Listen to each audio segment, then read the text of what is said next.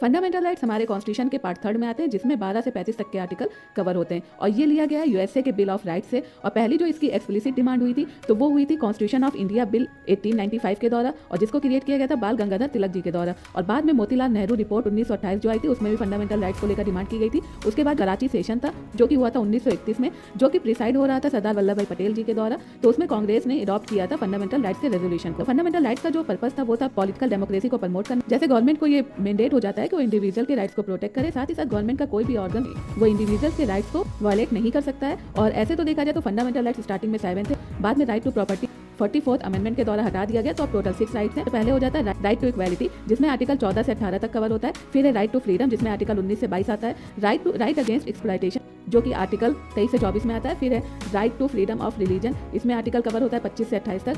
फिर है cultural and educational rights, जिसमें आर्टिकल 29 से 30 होता आता है। और फिर है राइट टू कॉन्स्टिट्यूशनल रेमेडीज, जो कि